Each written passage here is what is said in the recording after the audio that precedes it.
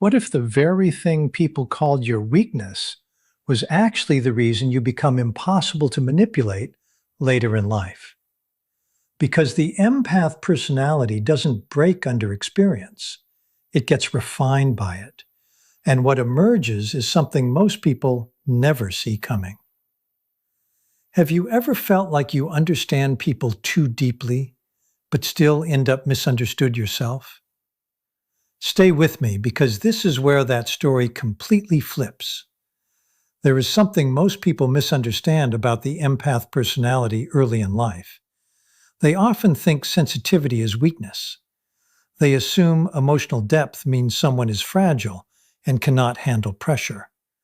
They look at the empath, especially when young, and see a person who feels too much, trusts too quickly, absorbs everything, and gets hurt too easily. For a time, even the empath may believe this story about themselves, but what appears like weakness in the beginning is often the early shaping of a rare kind of inner strength, because many empaths do not grow up in emotional comfort.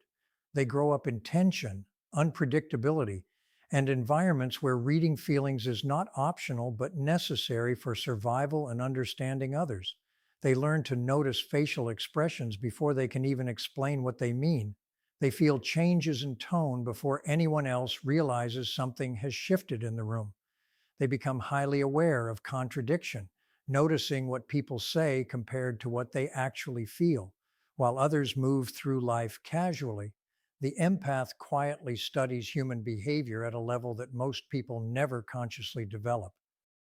This early awareness is not random, it is formed through emotional exposure. And over time, what begins as sensitivity becomes a kind of internal training that shapes how they see the world and the people in it. Here is the important part. Emotional pain, when experienced repeatedly and consciously, often turns into perception. And when perception continues to develop, it becomes wisdom. The difficult experiences, misunderstandings, emotional instability, and repeated confusion do not just hurt an empath, they refine them slowly over time. These experiences force them into deep thinking at an early age. They start asking questions that many people avoid for years. Who can be trusted? Why do people hurt others? What is real beneath appearances? What actually protects emotional peace? And the empath does not just ask these questions in theory, they live through them, emotionally and mentally, in real situations that shape their understanding of life.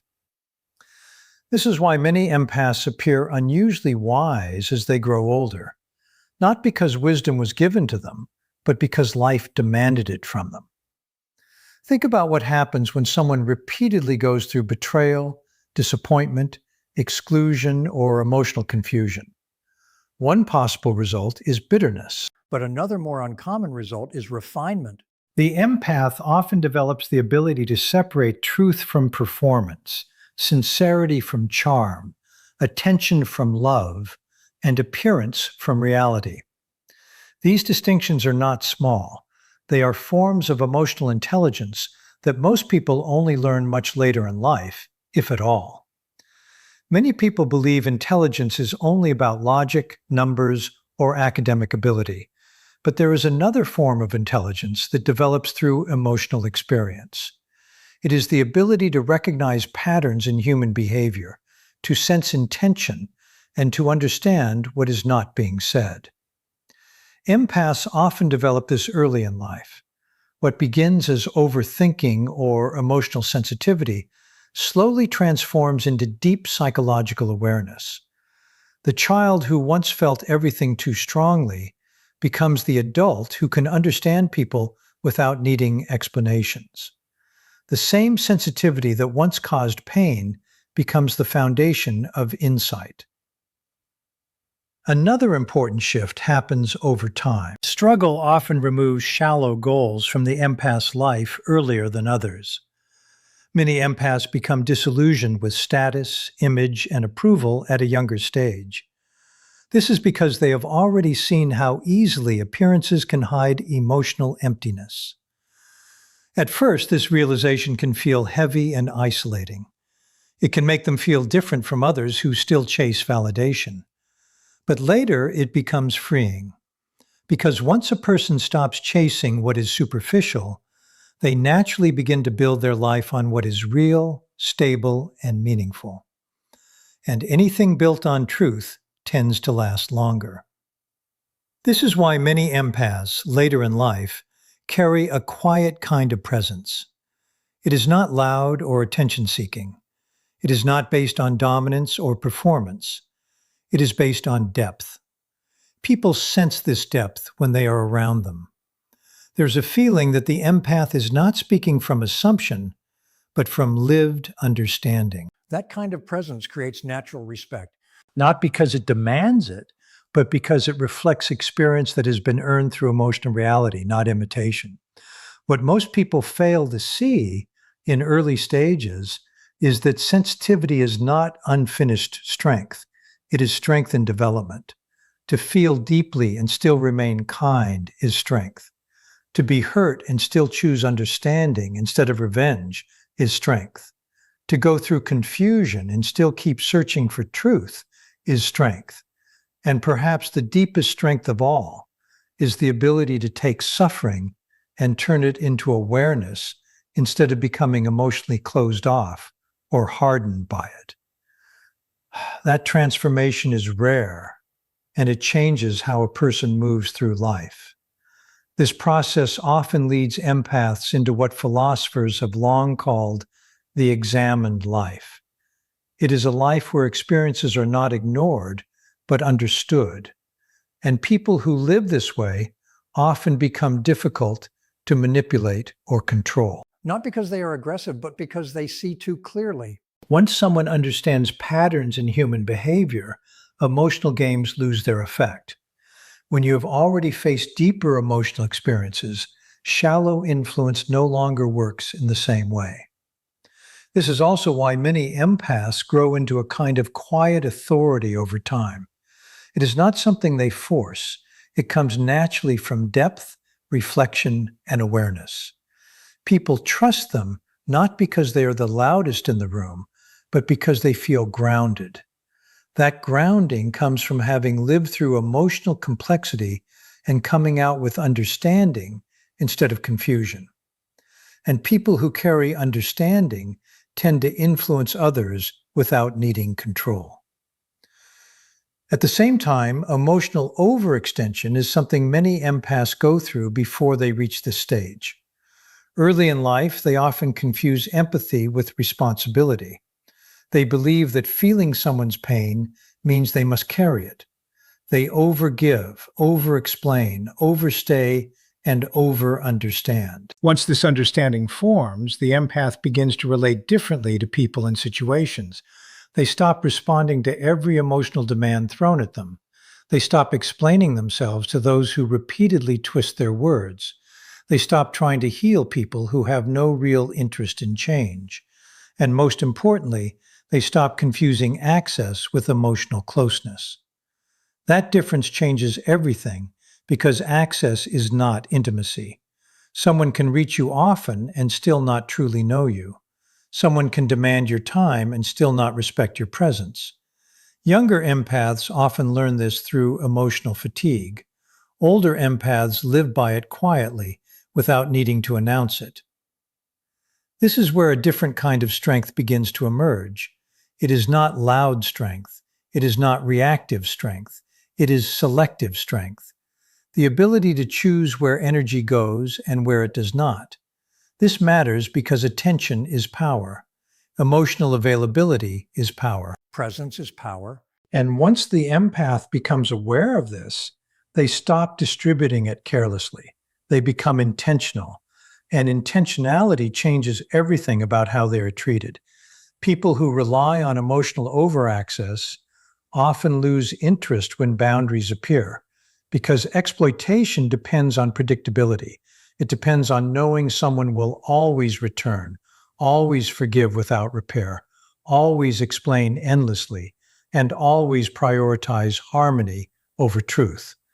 But boundaries interrupt that pattern, and when the pattern breaks, manipulation loses its structure. This is also why some people react negatively when the empath grows stronger. They say, "You have changed." And in a sense, they are right. The empath has changed behavior, not identity. But that change feels threatening to those who benefited from the earlier lack of boundaries. Growth often feels like rejection to people who were comfortable with access that was never earned through respect. That discomfort is not the empath's problem. It is a sign that imbalance is being corrected. At this stage, the empath begins to understand something very important. Peace is not created by keeping everyone comfortable. Peace is created by refusing participation in dynamics that destroy inner stability. This is a psychological upgrade that reshapes how they see relationships entirely. Emotional energy is no longer treated as endless. Time is no longer treated as replaceable. Attention is no longer automatic. Instead, everything becomes something that must be placed with awareness. And this awareness produces a level of discernment that many people never reach. The empath starts asking new questions. Does this relationship give me clarity or confusion? Does this connection respect limits or constantly push them? Do I have to abandon myself to maintain this bond? Is my compassion here leading to healing or enabling harm? Curious. These questions may seem simple, but they are powerful because they shift life from reaction to reflection. And reflection creates control over emotional direction. Without reflection, people drift. With reflection, people choose. Another major shift happens here. The need for universal approval begins to fade. People-pleasing is often not personality, but survival behavior shaped by fear of rejection. But as the empath matures, they begin tolerating something they once avoided at all costs: being misunderstood. This is a turning point in emotional freedom, because when you can remain aligned with yourself while being misunderstood, external control loses its grip. Manipulation often depends on guilt, obligation, or fear of appearing harsh. But once those emotional triggers no longer dictate behavior, influence weakens. And in that space, something new appears: quiet authority. The empath does not become louder, they become clearer. They do not speak more, they speak with more weight. They do not react faster, they observe more deeply. Their presence changes because approval is no longer the goal. Self-respect becomes the center, and self-respect changes everything. It determines what is allowed, what is ignored, what is tolerated, and what is removed from life entirely. This is why mature empaths often seem calmer and more grounded than their younger selves.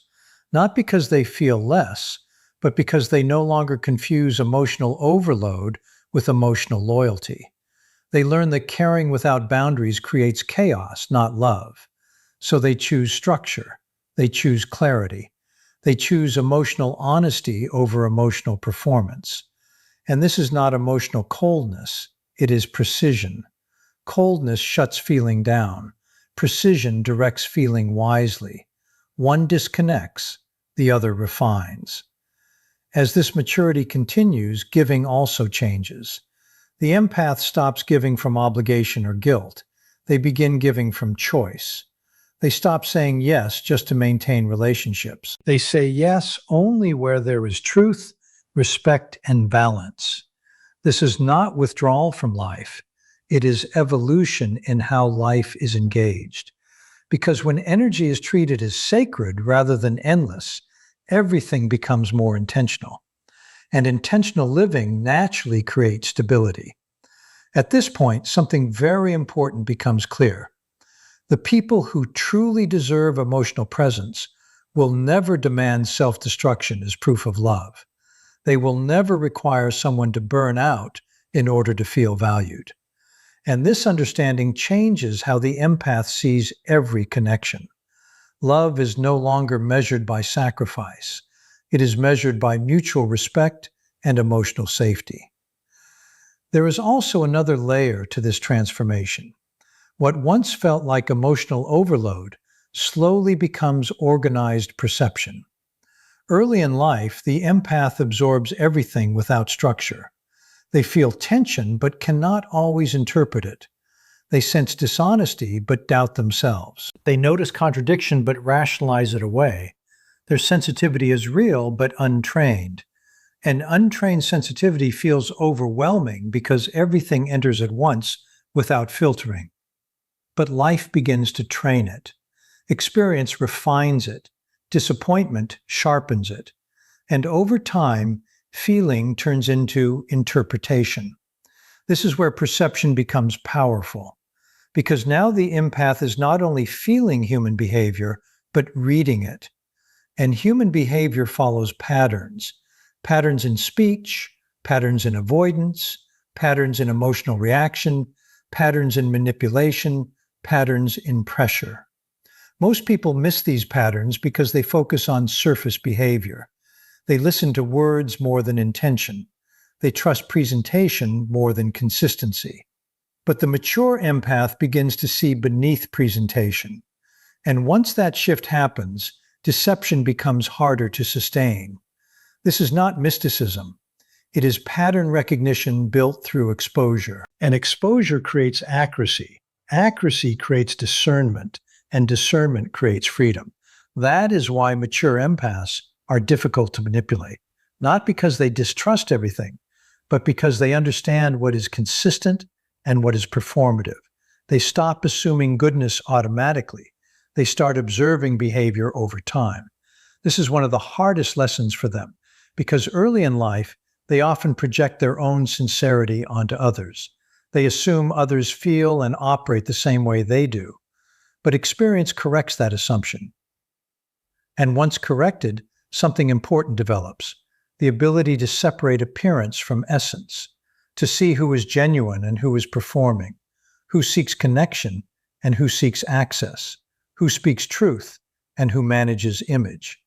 This clarity creates trustworthiness in others because people naturally rely on those who see accurately, and that reliability becomes quiet influence. Curious.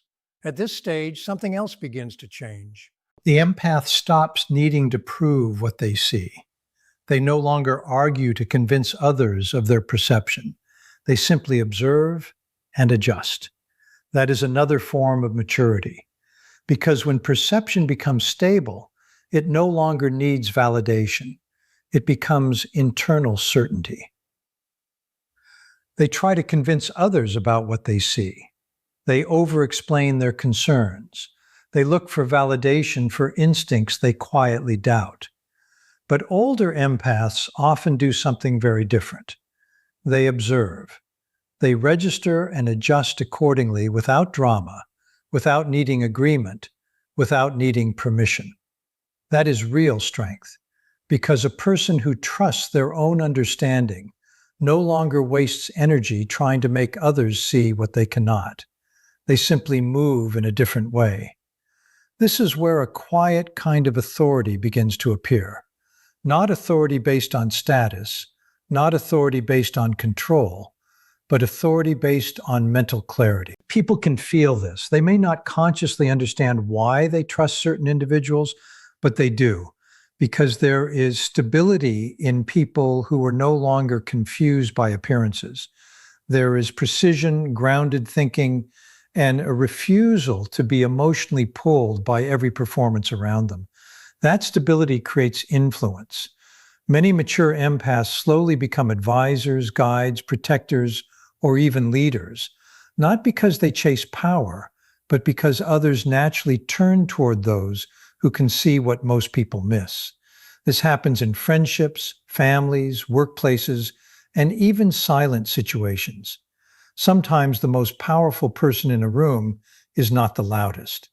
It is the one who truly understands what is happening in the room. And empaths who grow through life often become exactly that kind of person. Because sensitivity, when shaped by experience, is no longer just sensitivity. It becomes emotional intelligence, social intelligence, and even strategic awareness. And these forms of intelligence directly shape outcomes in life. At this point, it becomes almost philosophical because what we call wisdom is often just clear perception combined with control, seeing clearly and responding carefully, not reacting, not being emotionally controlled, but acting with awareness. Many empaths grow into this state over time. They stop reacting to every trigger. They stop trying to expose every hidden truth. They stop fighting every small battle that will reveal itself anyway with time. They begin to understand something deeper. Truth does not always need constant defense. Sometimes it only needs patience. This changes how power works. Immature power reacts quickly. Mature power observes first. Immature power tries to control everything. Mature power sees further ahead. And empaths, after enough life experience, often move into this second form of power. That is why their influence can feel quiet but very strong. They are not controlling others, they are understanding them. And understanding is often more powerful than control. Because when you understand motives, you stop being controlled by appearances. When you understand patterns, you are no longer surprised by repeated behavior. When you understand human nature, you stop taking everything personally. And when you stop taking things personally, you become emotionally independent. That is one of the highest forms of inner strength. Emotional independence means your center is not easily shaken by external chaos. People who reach this level are rare. They are difficult to manipulate, difficult to impress with fake praise, and difficult to destabilize with emotional pressure, because they operate from clarity, not confusion. This is what life gradually gives the empath, not just deeper feelings, but deeper perception. And deeper perception changes everything: relationships, decisions, boundaries, influence, and even identity. At some point, the empath stops treating sensitivity as a burden and starts seeing it as a refined ability, a skill, a form of intelligence, a strength. And once that happens, what once created vulnerability becomes what creates power. Because real power is not about controlling others. Real power is about seeing so clearly that others cannot easily control you. When sensitivity becomes clear perception, your presence starts influencing situations even before you speak. There is another transformation that marks the deepest stage of the empath's growth. It does not happen when they become harder, it happens when they become whole. Many people misunderstand this stage. They think strength comes from emotional hardness. They think strong people stop feeling. But for empaths, real strength comes in the opposite way, not by losing sensitivity, but by fully owning it. Because there comes a point, usually after betrayal, disappointment, and years of self-questioning, when the empath stops trying to shrink themselves for people who only accepted smaller versions of them. And that changes everything. In early life, many empaths live by adjusting themselves. They soften their truth to avoid conflict. They hide their instincts to avoid being judged. They reduce their intensity to avoid making others uncomfortable. In other words, they survive by self-limiting. And that creates inner conflict because there is a cost to living against your own nature, a cost to constantly knowing your truth, but not expressing it fully, a cost to suppressing what you feel just to stay accepted. Over time, this creates internal pressure. Eventually, something shifts. The empath begins to realize that the cost of losing themselves is greater than the fear of being misunderstood. That realization is powerful because it marks the end of survival-based identity and the beginning of self-possession. Now pay attention, because this is where real transformation deepens.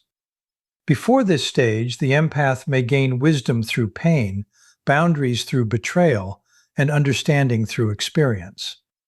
But here's something more important happens: integration. Integration is when inner awareness and outer behavior start becoming aligned. Before this, a person may know their worth but still hesitate to act on it. They may understand boundaries but still feel guilty for setting them. They may sense truth but still avoid expressing it. But when integration happens, these contradictions begin to disappear. Thought and action start matching. And when inner truth and outer behavior align, there is strong force in a person. Because alignment creates certainty, and certainty creates presence. People can feel it without explanation, not because it is spoken, but because it is lived. This is the moment when the empath stops asking for permission to be themselves. And that is a major psychological shift. Because much of social pressure depends on self-doubt. It depends on making people question their own perception, their worth, and their right to exist fully. But when that self-doubt is gone, external influence loses power. What remains is presence. Not loud presence, not forced presence, but steady, grounded presence. Presence without apology, without performance, without shrinking. That is rare, and rarity naturally creates influence. At this stage, the empath also stops defining themselves by what hurt them. This is very important, because pain can easily become identity if a person is not aware. People begin to see themselves only through rejection, betrayal, or loss. But when that becomes identity, it blocks growth. In the end, the journey of the empath is not about becoming someone new, but about returning to who they truly are, without fear or self-abandonment. What once felt like a burden slowly becomes understanding. What once felt like confusion becomes clarity. And what once felt like emotional weight becomes inner strength. Through experience, they learn that real peace does not come from pleasing everyone, but from being honest with themselves. They understand that boundaries are not distance from love, but protection for it. And they realize that clarity is more valuable than approval, and truth is more stable than acceptance. As they grow, they no longer live in reaction to others, but in alignment with their own awareness. They stop shrinking, stop over-explaining, and stop losing themselves in the emotions of others. Instead, they move with calm understanding and quiet confidence. In the end, the empath's greatest transformation is not hardness, but wholeness. Not silence, but clarity. Not withdrawal, but self-respect. And when they finally stop abandoning themselves to be accepted, they begin to live with a strength that is steady, grounded, and truly free.